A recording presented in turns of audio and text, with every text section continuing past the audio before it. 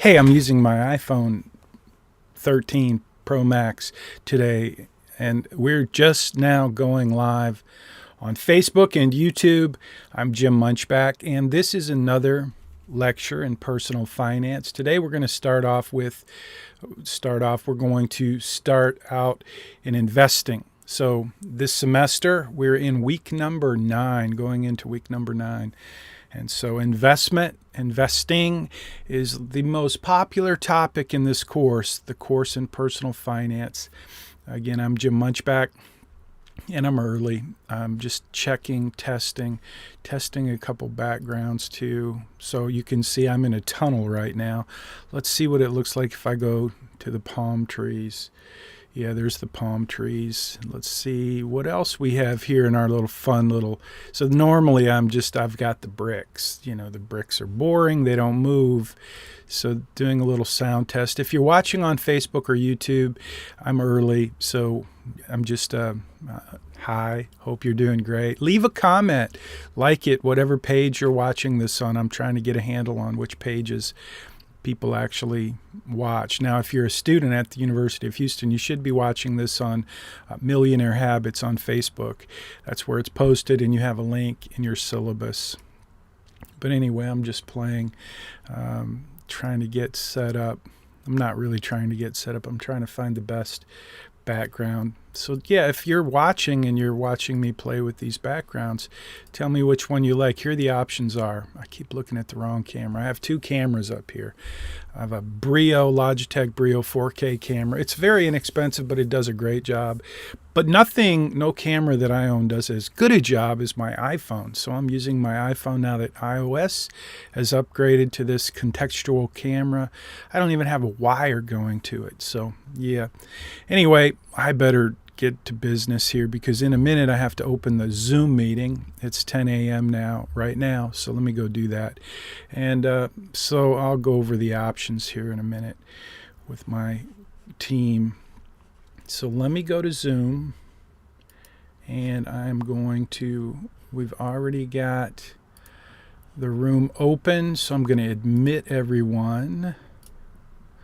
Everyone's joining now. I'm going to look at the chat. Hey, welcome aboard, everyone, if you're in Zoom. I'm wondering if you can hear me. If you would, please leave a chat, leave a comment. Let me know you can hear me. I've got something going on with Zoom here, so I can't see my chat. Hey, Vivian. Oh, hey, Vivian. I just admitted you, Vivian. Can you guys hear me? And also, can you see my screen? Or are you seeing a big black screen right now? I'm assuming that you're seeing me up here. I'm not sure if something's changed. So let's see. I'm trying to find my chat. Hey, chat. Can you see? I can see the chat, but nobody's chatted in. Can you hear me? ? Can see and hear. Thanks, Christian. So when you say you can see, do you see a black screen?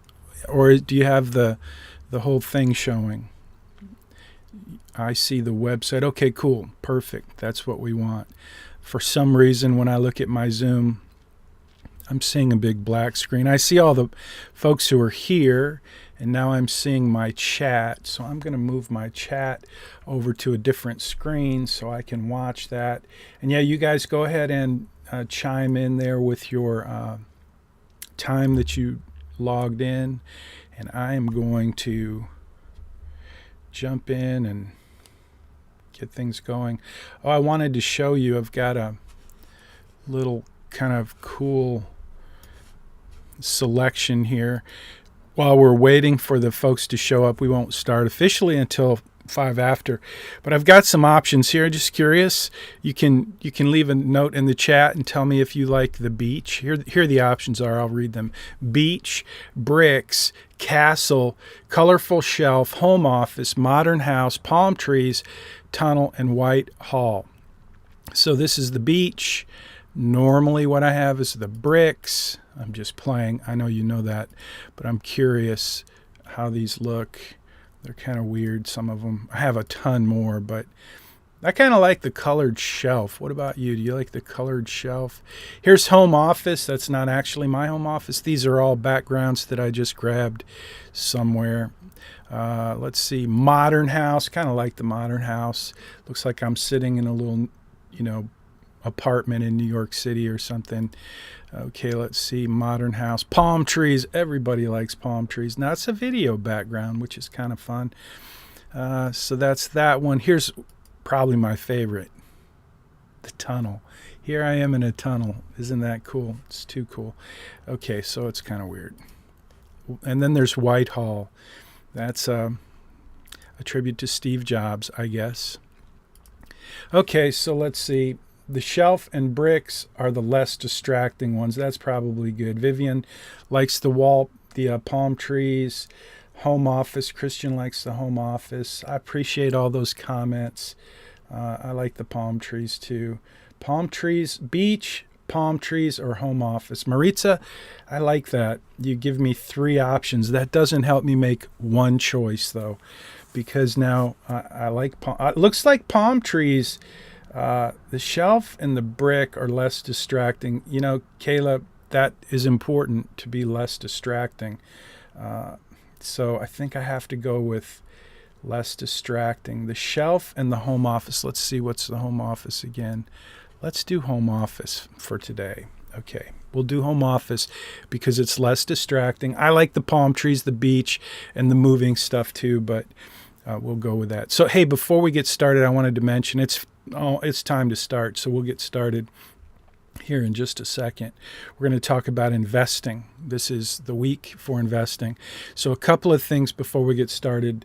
Number one, Christian, could you, I've got some more messages here. Vivian is sad. She wants the palm trees. Okay, fine. Sad faces move me. Palm trees it is. Sorry about that, everybody else. If it's too distracting, blame, I think it was Vivian. Yes, Vivian, it's all your fault. So, sorry. I'm in a playful mood, and anyway, now Vivian's happy. So one thing I wanted you to know, I've gotten some feedback that your Zoom, that what you see on Zoom is a little bit blurry. And so the fix for that is to reach out to Zoom, to support at Zoom, and ask them to upgrade. This is a premium account. It's through the University of Houston, but it is a premium account. You wouldn't think you'd have to ask to upgrade, but you have to request an upgrade through support to go to 1080p, and that's what I've done. And they they came back to me and told me it has to come through the university. So I'm working on that. I'm sorry for those of you who are experiencing a blurry screen. Anyway, that will be fixed. Secondly, what was secondly? Secondly, Christian, or anyone really, if you could jump into Blackboard and just confirm that you see assignment number 9, investments. That's what we're going to be talking about today. I told you last week that I would post that assignment last week, but we had so many folks who had not yet completed the previous week's assignment. I just made an executive decision to wait until, okay, cool, assignment is posted. Christian, that is assignment 9, correct? I'm pretty sure it's 9. It should be investment. Correct. Assignment. Thank you very much. I appreciate that, Christian. I always appreciate your quick response too. Lets me know you're listening, watching, paying attention. Okay, let's get started. We're going to talk about investing. And so I've created this post, and it's not, the post that you're looking at is at missionalmoney.com. It's called How to Create the Perfect Investment. So this is the same thing you have in Money Study Group for the most part, but I made a few changes. So I want to just talk about investing. We're going to be working on investing for the next several weeks, and your capstone assignment is naturally going to include investing in your financial plan. So you're going to learn a lot about investing today, next week, the week after, but you're going to learn about investing not just through this lecture. Hopefully this lecture is helpful. I'm going to tell you some stories, and I'm going to kind of set the table for what you will learn over the next several weeks.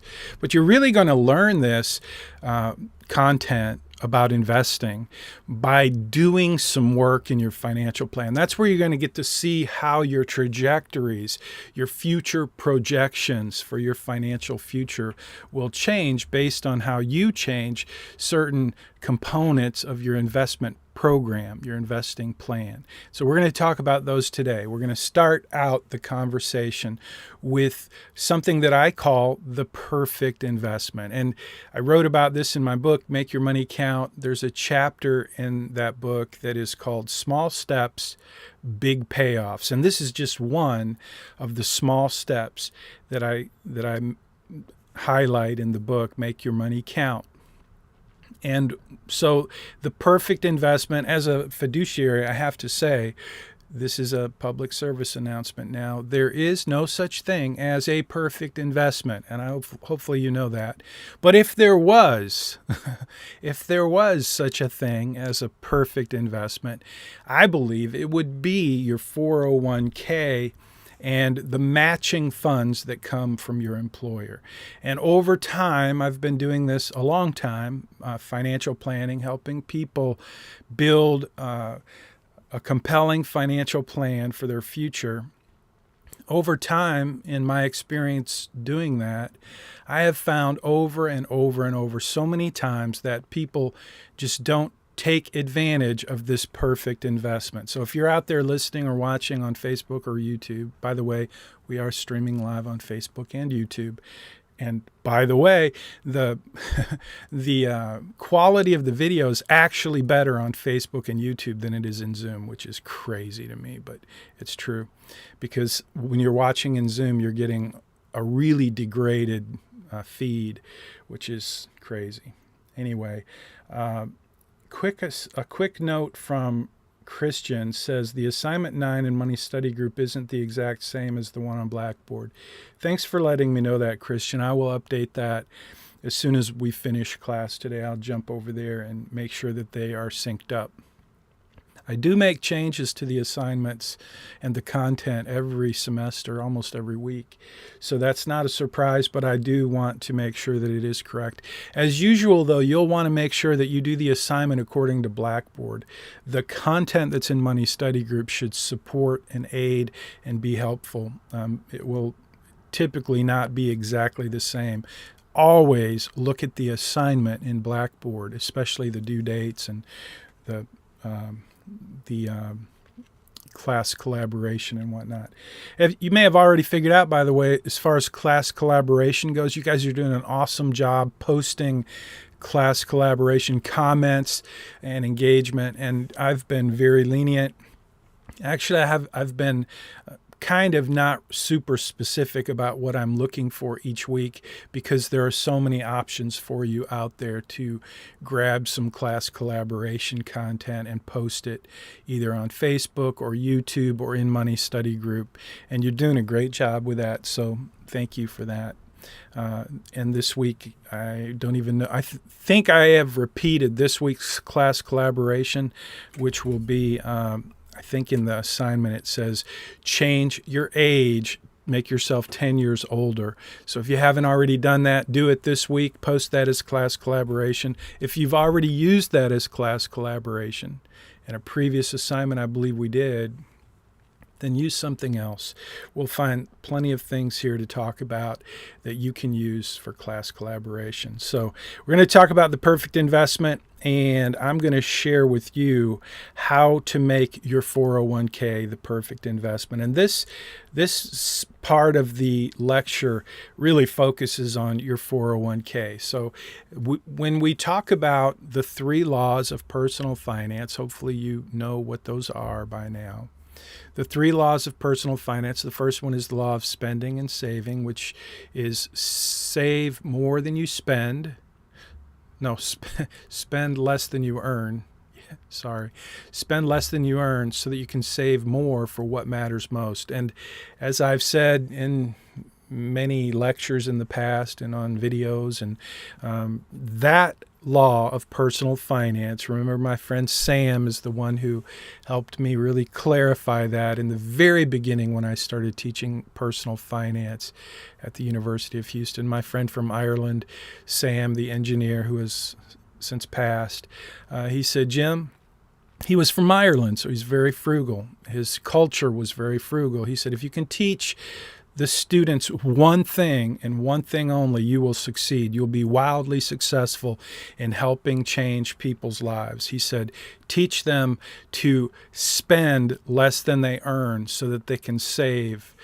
And so that became the first law of personal finance. I came up with 3 laws of personal finance that are the fundamental building blocks in this course. And the first one is the law of spending and saving. And we've been talking about that and working on that and focusing on that from the beginning. And I hope that as we kind of go into the next law of personal finance, which is the law of tax-advantaged investing, as we move into the second law of personal finance, I hope that you will recognize the super importance of making the first law of personal finance discipline in your life, something that you stick to for the rest of your life. Because there really is, Sam was right, there really is no other discipline in personal finance that can make a bigger difference to help you make your money count than the law of spending and saving. Spend less than you earn so that you have more money to save for what really matters in life. And it's easy to spend all of our money on things that don't matter, and we want things, and our friends have things, and we want to keep up with our culture of consumerism. But that first law of personal finance is so important. But the second law of personal finance, the law of tax-advantaged investing, starts with this perfect investment, which is the 401k, and getting the matching funds that are made available through your employer. Now, obviously, you may not, you may be a teacher. I was a teacher. Well, actually, I went to college to be a teacher, but I didn't. I went into the corporate world. If you go into the corporate world, typically you're going to have a 401k. That's the plan, the retirement plan that's made available to you through your employer. But if you go into nonprofit, if you become a teacher, if you become a social worker, a lot of other ways you could make a living, which would not include a 401k, but there's some other plan. If you go in the Army, if you go into the government, there's different plans. They're not 401k. 401k is a paragraph number in the IRS code. So when I say the second law of personal finance is the law of tax-advantaged investing, it's the next part of that law is that the IRS makes the rules. They make the law, the tax law. And our job, what I want to teach you, is how to take advantage of the tax code, the tax law. And so when we talk about the perfect investment, and when I say 401k, the rules, boundaries, and limitations that govern a 401k or any other type of retirement account is laid out in the IRS code, which is a huge, long document. But paragraph number 401k deals with the 401k. And so let's talk about that for a few minutes, because it really is, for most people, the perfect investment. So here's how it works. Start out with getting the match. So one of the things you're going to do in your financial plan, and this week, I believe it is this week. If it's not this week, it's next week. But you need to know about it. You need to be prepared for it. You need to start getting ready. It's part of the capstone for you to do this. You've already done a little research to figure out how much you were going to earn if you got your perfect job, your dream job. That's how you figured out how much house you could afford. So that part of your previous assignment is a very important part of this assignment. And moving forward, as we develop your financial plan, we're developing your financial plan based on some assumptions. Assumption number one is that you're going to have a job and you're going to have a certain income. And so you get to do the research to decide, to figure out, to determine how much money do you think you're going to make. And so in your financial plan for your capstone assignment, you need to make sure that you update your financial plan to reflect that you're earning the amount of money you would earn if you graduated and got your dream job. That's why you're going to be 10 years older. That's why you're going to go into your plan, change your birthday so that you're 10 years older, so that we can start to pretend that you've been working for 10 years and you've been contributing for 10 years to your 401k. And you have to then do a little more research to determine how much can you contribute to your 401k and what is the match. So the amount you can contribute, that's super easy. That should be in your quiz.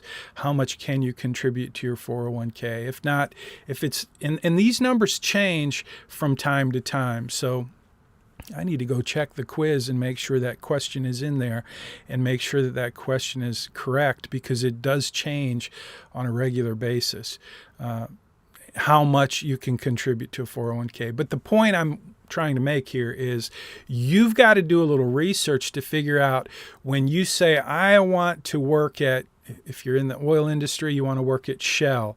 I believe Shell has an 8% match. I'm not positive, but let's assume that you're going to work for Shell, and I'll give you a little example here in a minute. But you have to decide where you're going to work, and then you have to go figure out what is their match. You want to do that. Before you accept a job offer, you should know what their benefit package is. And one of the biggest benefits in a benefits package is the retirement plan, typically a 401k. And what makes a 401k better than another 401k is how much does the employer match. And if their match is higher, as you'll see in a minute, it's going to make a huge difference in your ability to build wealth.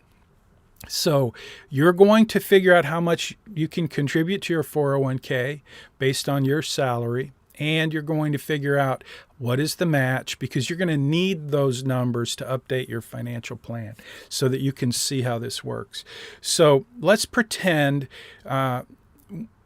we'll do an example here, a $100,000 example. And by the way, if you are working on your own research and you come out with the income, your expected income, if you get to work for whatever company, if it's anywhere near 100,000 under or lower, you can use 100,000 in your financial plan. It just keeps the numbers super simple. And I'm going to use that number today in this example just to keep it super simple, to illustrate the power of this perfect investment.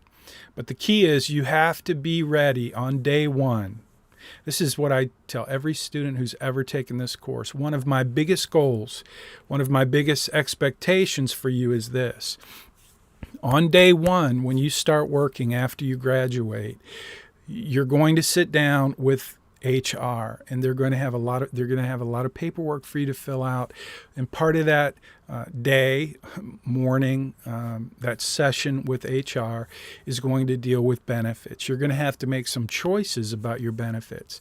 And one of those choices is going to be your retirement, your 401k if you work for a company. And so you're going to have to tell them, how much do you want to invest in your 401k? Now remember, a 401k is just a type of account. We haven't even talked about investments yet. We're talking about a type of account called a 401k, and it's available through your employer. And the way that you get into that account, the way that you start building wealth in that account, is you first have to sign up for it. And you do that through HR. But when you do that, someone at HR is going to ask you, how much do you want to contribute to your 401k? Whenever you start a new job, you go through orientation. This is always part of the deal. How much do you want to contribute to your 401k? My hope, my goal, my expectation for you is that when that day comes, you're not going to be like, you're not even going to have to think about it. You're going to know how much you want to contribute to your 401k. And you are going to want to contribute at least enough to get the match. And that's what I'm going to teach you here in a minute. We're going to also talk about the tax deduction. And I'm going to mention, if you haven't already learned or checked out Dave Ramsey's baby steps, newsflash, one of those baby steps, I think there's 7 baby steps, Dave Ramsey, you can Google them. I think it's number 6 is to invest 15% of your income in retirement, to build retirement. It may be step 5, but I think it's 6. Anyway, that seems like a big number, right? If you're making $100,000, 15% is how much? I'm looking at the chat. Oh, I see some questions too here. Vivian, I will answer your question in a minute. That's a good question too. But before I answer your question, Vivian, will you answer mine? If you are contributing 15% to retirement and you make $100,000, how much money would you be contributing to retirement each year? Yep, you guys are smart. See, when I was in college, I'm not sure I could figure that out. Maybe I would have thought it was a trick question, because I knew about income taxes, right? I knew that if I made $100,000 and I was supposed to save 15% of it, I'd be thinking, okay, wait, I only get this much in take-home pay. So is it take-home pay? Or I would have made it too complicated. But you guys didn't do that. You just said 15 grand, which is exactly right. So that's important. $15,000. Now, before I say anything else, let me just ask you, if that was your goal, if I told you right now, here's a rule you've got to live by, you have to contribute, you have to save 15% of your income, how would you be feeling about that right now? I mean, if you knew that you had to do that, and you knew that you were going to get a job and you were going to make $100,000 a year, would you think that's a lot to save? Not enough? Is it difficult, challenging? How hard would that be for you? How does that make you feel? How do you feel about that? Let me see if I can ask a different way, because nobody's answering that question. I'm looking over here at my chat box and there's nothing there. I would be wondering, Vivian said, thank you, Vivian. I would be wondering if I should first contribute less while I pay off my student loan debts. That's great. That's great. And that's a good way to think about it. But Vivian, make sure that while you're thinking about that, you also know, and you will know after we finish this part of the lesson, that you want to contribute at least enough to get that entire match. Even if you have student loans or other debts that need to be paid, you still want to make your number one priority to fund your 401k to get the match. And I'm going to show you how that works here in a minute. Right now, in fact. So, Vivian, can I answer your question after this? Because you asked a great question about if I work for an employer, can I transfer those funds if I move on to a different employer? And I'll just give you the quick answer. It's going to be part of your homework assignment as well. It will be on the quiz. It's called an IRA. An IRA rollover. You cannot move money from one 401k plan into another 401k plan if you move from employer to employer. But what you can do, what you will do, what you should do, what you're allowed to do is what's called an IRA rollover.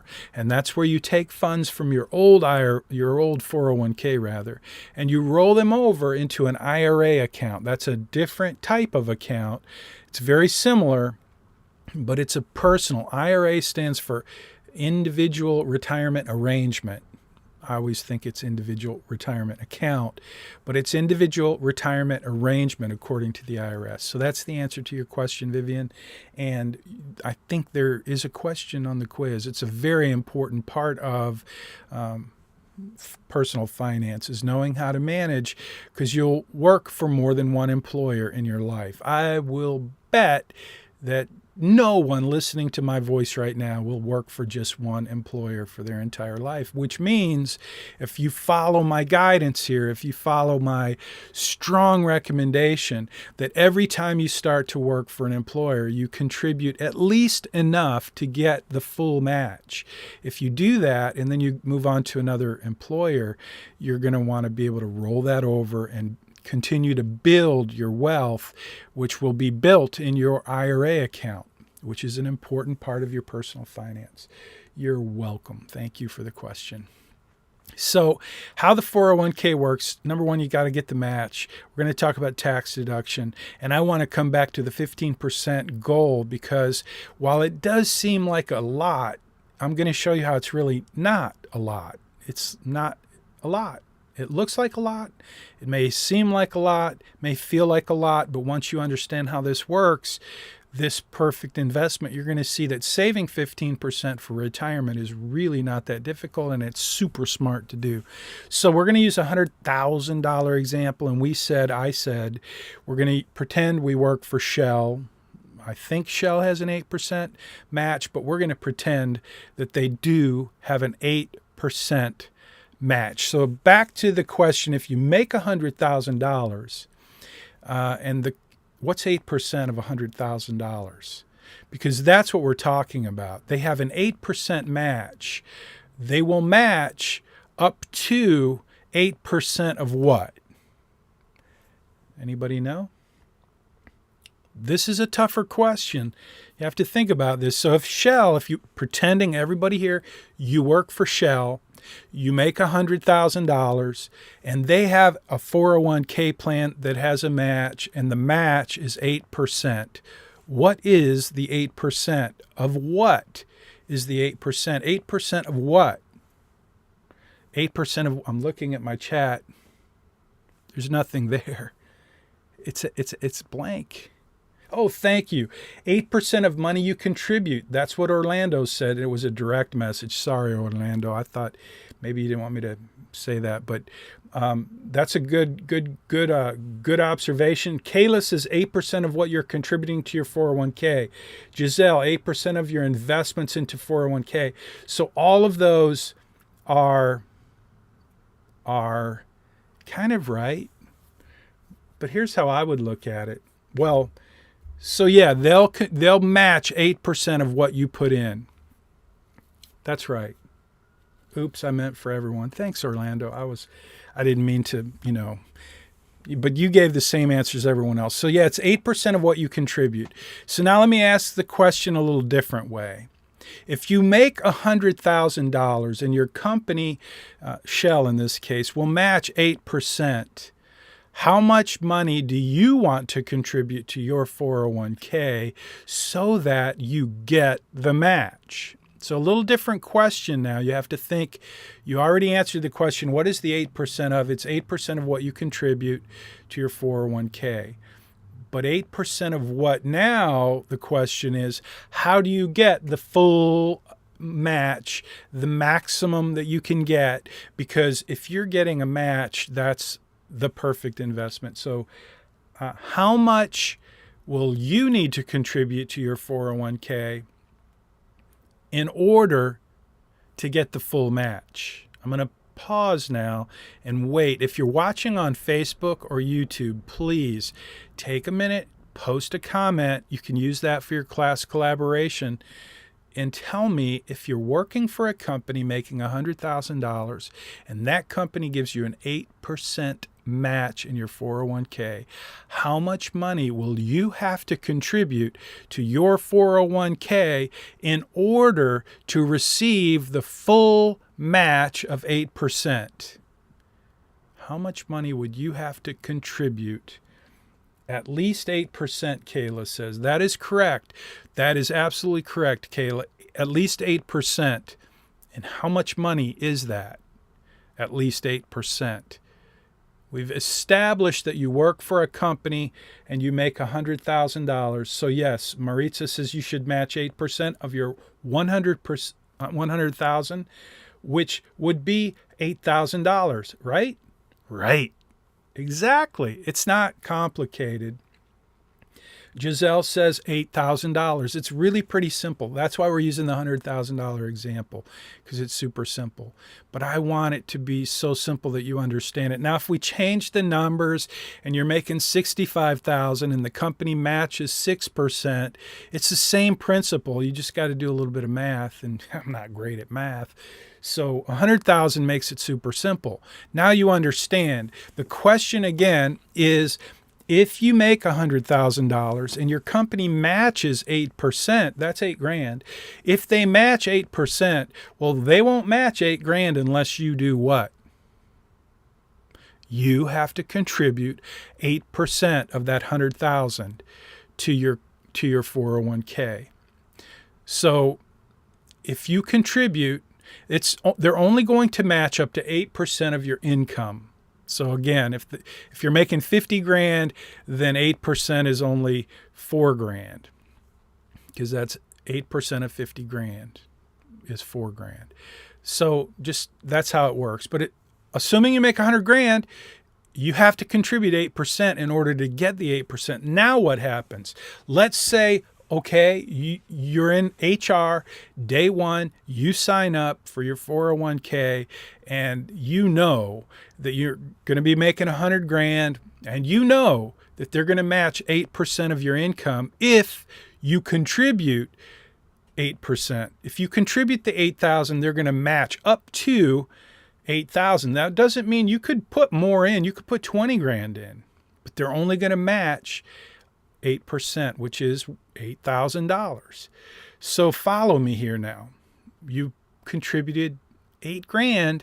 How much is that per month? It's less than 1,000 because there's 12 months in a year. So $750 a month or whatever it is. You say, yes, take that out of my paycheck, put it in my 401k month after. If you get paid every 2 weeks, they're going to deduct however much it is, and they're going to put it in your 401k. We'll talk about investing later.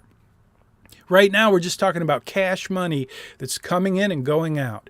You're getting paid, and they're withholding money and putting it away in your 401k. And in this case, in your case, in this scenario, we're talking about $8,000 a year. So at the end of 1 year, how much have you put into your 401k?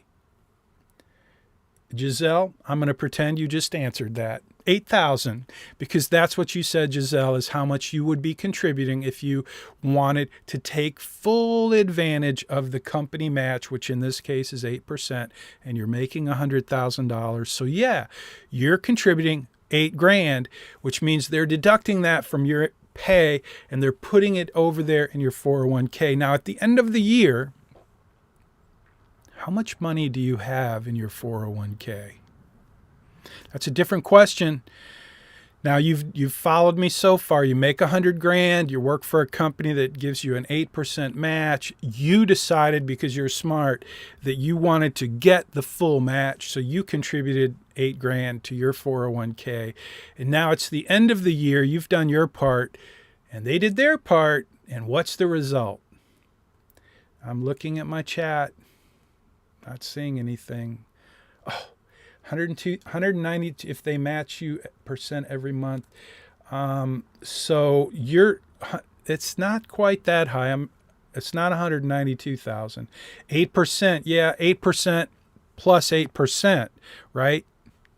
You contributed 8%. That's $8,000. What does your company do? They committed to match up to 8% of your income. As long as you contribute it, they're going to match it. And you did. You contributed the 8%, which means you contributed $8,000. Now it's their turn. How much are they going to put in? Yeah, and then the question was, Vivian, you got it right. The question was, at the end of the first year, you did what you were supposed to do. They did what they were supposed to do. Now, how much do you have in your 401k, in your account, your savings account for retirement? You put in 8,000. They put in 8,000. You have 16,000 in your 401k at the end of the first year.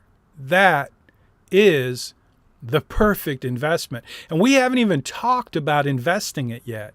Like, it's just sitting there in cash, money market. It's not invested in anything at all. It's just sitting there in cash. We haven't talked about investing yet. And it's still the perfect investment, in my opinion. So does that make sense, everybody tracking so far? If you have a question, please post it, because I don't want to keep moving if you haven't captured the tremendous benefits of the match at this point. And there's more to come. There's more benefits of this perfect investment that I want to talk about. Giselle, your math was, yeah, that's right. But you got it. It's 16 grand. It's 8,000 that you put in, and they matched 8% of your income, which is 100,000, and you put in just enough to get the full match, and they did their part, and they gave you 8%, which is 8 grand of your income. 8% of your income is 8 grand that they contributed because you did your part. Now, if you would have only contributed 4%, they're not going to match 8% if you only contributed 4%. So my goal for you, my expectation is that you're going to be smart enough to take advantage of the perfect investment from day one. And that means you got to figure out, what is the match? How much will you make? How much do you need to contribute so that you contribute at least enough to get the full match? In this case, it's 8%. You make 100 grand. It's super simple math. So here we go with the next big benefit of a 401k, which I call the perfect investment because of this thing called a match, and because there's a tax deduction. Now, I was born on April 15th, which is tax day, and my first son was born on December 31st, and so before we ever took him home from the hospital, we got a tax deduction for having a child for the whole year. Even though we never even changed a diaper, we never even took him home from the hospital, he was born on December 31st, which means we were able to get a tax deduction for the entire year. So because I was born on April 15th, tax day, and I had such amazing planning skills in terms of my first son. And then my second son, our second child, was born on October 15th, which is the tax due date for businesses. You got to admit, I'm pretty spectacular at tax planning. And so tax deductions are really key in personal finance. And here's how they work in a 401k. You make 100 grand. We've established that. You contributed 8% to your 401k so that you could get the match. So that at the end of the year, you have 16 grand in your 401k account. Now it's time for you to do your taxes. And maybe you weren't smart like me and had your child at the very last day of the year so that you could get a tax credit. At the time, this was back in 1982 or 3, I guess 3. It was a tax credit, which means it was $1,250. That's money that they just gave you. I mean, it's not a deduction, it's a credit. It's awesome. And that was a lot of money back then. I didn't make 100 grand, I promise you that.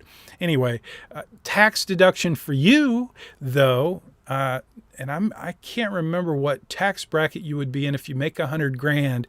I'm going to assume it's 24%, but some of you are accounting majors and you probably know exactly how much the marginal income tax bracket rate is for you if you make 100 grand today and you're single or you're married. So here's the thing. You put in 8 grand into your 401k. That 8 grand contribution that you made into your 401k is tax deductible. So somebody tell me, what does that mean to you? If you make $100,000 and you have an $8,000 tax deduction, how much does the IRS think you actually made? If you make $100,000 and you do an $8,000 contribution to a 401k, which is tax deductible, that's where I think Giselle had the right number for that. Well, actually, you had $100,000 too much there, but yeah, Vivian, that's right. The IRS says that you only made $92,000 because you got a tax deduction of $8,000 off of your $100,000 paycheck. So that means you only pay tax on $92,000. And if you're in a 24% tax bracket, I think that's something like $2,000 that you save on your income taxes. So now you're even further ahead financially because you were smart enough to take advantage of the perfect investment. So that's how it works. That's why this is probably the most, it's one of the most important things you can decide to do for yourself as a result of taking this course. Is you can prepare for day one with HR when you get that job after you graduate, to figure out how much you have to contribute to your 401k in order to receive the full match from your employer. And it will add up over time. Now, let me just mention one thing that you should know. There's a, what do you call it? It's a waiting period. Not vending. It starts with a V, I think. You have to work for somebody so long before you're vested. There it is. There's a vesting period. So usually it's 3 years, maybe more, but let's just say it's 3 years. So you work for Shell for 2.5 years, and then ConocoPhillips offers you a really good job making like $3,000 more a year. Should you take it at 2.5 years, knowing that you have a 3-year vesting period at Shell, and you work there for 2.5 years, and you put in that $8,000 every year? How much is that worth? If you leave Shell at 2.5 years to go work for ConocoPhillips, you lose the amount that they matched. Yeah, that's a bummer. So don't do that.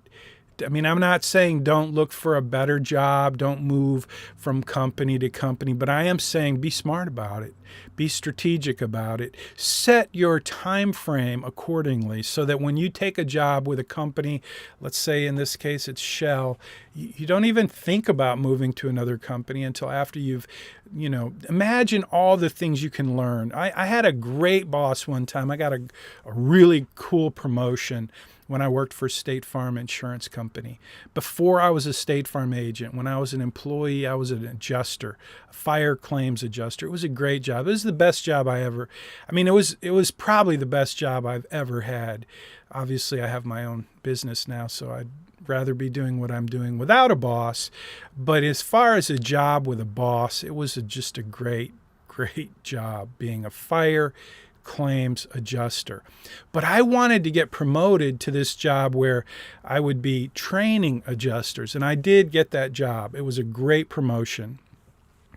And the lady who promoted me, her name was Danita Asbury. She was awesome. She was my new boss. She was a divisional claims superintendent. And she sat me down, we went to lunch, and she gave me some great mentoring advice. She said, Jim, and I mean, it's amazing how much how much difference a little mentoring can make. So I'm just going to share it with you because it was tremendously valuable for me. And she said, Jim, whenever you get a promotion like this promotion, she said, don't even think about another promotion or a different job or moving on until you've put at least 2 years into the position. And she started sharing with me her story and how many promotions she had had along the way, and how her boss gave her that advice that if you stay in a position for 2 years, there's so much you can learn. Make a commitment to a job for 2 years to learn everything you can learn, develop all of the skills you can develop, build all of the skills inventory you can build in that position before you even think about looking at the next position. Because every place you go, every time you get promoted, it's a different skill set. There are different things you're going to need to learn and master to be successful in that position versus the other. Every job is different. Every position is different. And in many ways, every different level of management is different. So for you, I'm sharing what Danita shared with me, but in the context of your financial life, if you think about it in the same way, typically it's 3 years, not 2 years, but it makes a big difference in your financial life if you stick with the same company. Doesn't mean you can't move to a different role, a different job, and get promoted. But before you move from company to company, think about the vesting. Know what the vesting is. Is it 3 years? Is it 5 years? And know how much money you're going to lose. Like if you work for a company for 2.5 years, you've got a lot of money sitting there at risk if you move on. So any questions before we jump out of the 401k, which is the perfect investment? And again, we haven't even talked about investing. We've only talked about a type of account. And when we talk about tax-advantaged investing, the IRS makes the law, they make the rules, and I want to teach you how to take advantage of them. It's taking advantage of types of accounts. Before we ever get into investing, we need to understand types of accounts. 401k is a type of account. A Roth IRA is a type of account. A traditional tax-deductible IRA is a type of account. These types of accounts, they relate to investing, and they're very important when you talk about tax-advantaged investing. But we haven't even talked about an asset class yet. We're about to. So let's get started on that. I'm a little confused. I'm sorry to hear that. I get confused too. Sometimes I create confusion. Let's see. I'm a little confused. Is the 401k match, example 8%, and your annual 401k contribution, example 15%, two separate things? Is it best to do both? Okay, so that's a great question, actually. So your contribution is your contribution. It's how much money you're putting away in your 401k. And then along comes your employer, and they match it. So the match is the part that they do. Okay, you have to decide, though, first, how much are you going to contribute? Because in the example that I gave you with Shell, you're making $100,000. You work for a company that has an 8% match. You have to contribute your contribution, your $8,000. That's how much you are contributing. And then they come along and give you free money. It's called a match. It's awesome. It's amazing. But then the total is your 401k has now $16,000 in it, but your contribution was only $8,000. So you only get to deduct $8,000. I don't know if that answers your question. They are two different things. Yes, they're two different things. There's your contribution, and then there's the match. But at the end of the year, it's one thing. It's the amount of your 401k account. And that's the big number of $16,000 in this case. And so on this little piece right here, where we talk about Dave Ramsey's 15% baby step, that's where Dave Ramsey says one of the things you should do, one of the baby steps as you progress in your financial wealth building experience, you should be saving 15% towards retirement. And now Dave is saying 15%. In this case, he'd want you to be saving 15 grand, putting that away. And that's a good idea. And I agree with Dave. I'm just saying that according to our little example, you could convince me that you're saving 15% a year if you're getting that match because you got lucky and worked for a company that had a great match, which means you're actually now saving 16% of your income because the total amount that you're saving a year equals 16% of your income. I hope that's not too confusing, but that's kind of the reality. And that's why this 15% baby step is here, because as I've talked to students over the years and clients, they tell me that 15% seems so hard. And I'm like, okay, let's see if we can figure out a way to make it easier. And this, in my opinion, this makes the 15% easier, just to put that in context and say, we have this one thing, it's called the perfect investment. And if you have the opportunity to take advantage of it, it can help you achieve this, and check that off your list. Cool? Okay, let's move on. We're not going to get through all of this, so just so you know, in this post, there is a video of me doing the same thing I'm about to do, but I had more time to do it because it's now 10:52 a.m. So I'm going to I'll talk about this more next week. We're not done with investing. We're just getting started.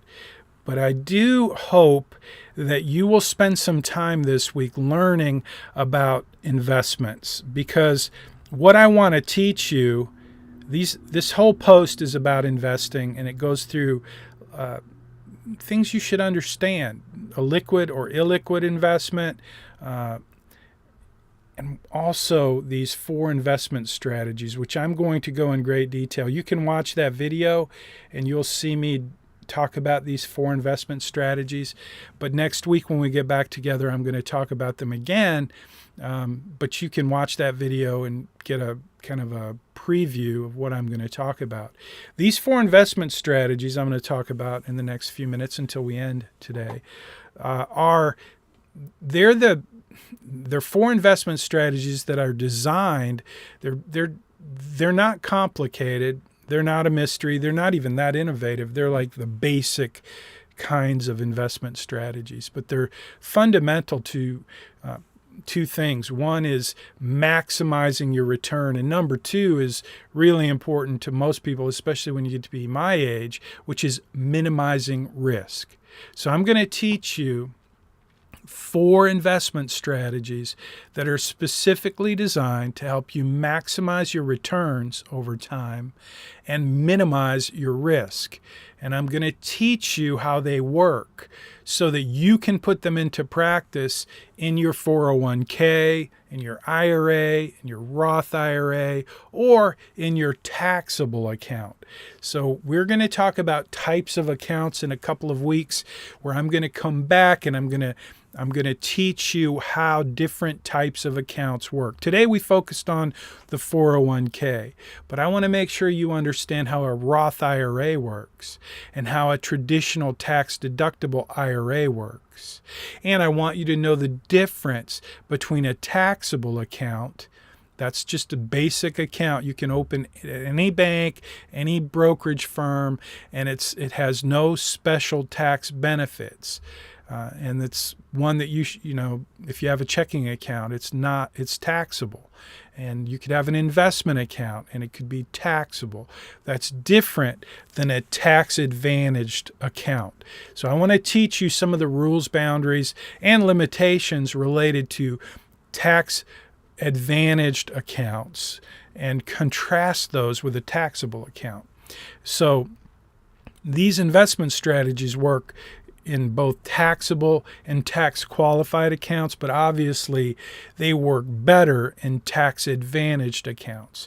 So you're going to want to understand these 4 investment strategies that are designed to help you maximize returns and minimize risk. And we'll spend most of next session on these 4 strategies. And along the way, I'll help you build your financial plan so that you put these into practice in your plan so that you see how they look, how they work in 5, 10, 15, 20, 30 years from now. So the 4 investment strategies we're going to talk about, like I said, they're very simple. They're very basic. The first one is diversification. And I'm going to tell you a story about the Enron investors and a couple of clients that I had, and how they differed in terms of how they approached this one investment strategy, diversification. Number 2 is asset allocation. And there is no more powerful or important investment strategy than asset allocation when it comes to how your portfolio performs. So asset allocation is the single most important determinant of your portfolio's performance. Asset allocation is really key. But to understand how asset allocation works, you first have to have a clue about different asset classes. So you're going to do a little homework this week to learn about asset classes. And next week, when I teach you these 4 investment strategies, if you understand asset classes a little better, it will really help you understand the power and why asset allocation is the most important determinant of your portfolio's returns. Asset allocation. Number 3 is dollar cost averaging. You may have heard of it before. I'm going to tell you a story about Farmer Joe and his cows, but there's no more powerful investment strategy, in my opinion, in terms of maximizing returns and minimizing risk. There's no more powerful investment strategy than dollar cost averaging, especially for younger folks who have a longer time horizon for investing. So I want to teach you about dollar cost averaging, and you will be able to put that to work day one when you get the job. These are all strategies that you can put to work in your 401k. So imagine if you're in that situation where you're making decent money, you're putting in enough to get the match, the employer's matching it, that account is growing. I'm going to teach you these 4 investment strategies so that you can maximize the returns in that 401k account as it grows over your lifetime. Not only am I going to teach you how to maximize the returns, but I'm going to teach you how to minimize the risk. And the good news is these 4 strategies help you do both. That's why they're such powerful investment strategies. And so the last one is just called portfolio rebalancing. And you can probably imagine what that means, but I'm going to teach you and show you how that works next week when we get into these 4 investment strategies that are designed to help you maximize return and minimize risk. And if you look at this post that I put on, and you'll see this in Money Study Group as well, and I will sync up, Christian, the assignment and what's in Money Study Group for this week. But read this post, just get familiar. There may be some duplication here. Get familiar with asset classes, large cap, small cap. You can spend as much time as you want. There's so much information out there, and I would encourage you to learn. I'm not going to have time to teach you to be an expert in asset allocation, but I hope you care enough about your investment program to spend a little time and start to learn about different asset classes. The more you learn, the easier it will be for you.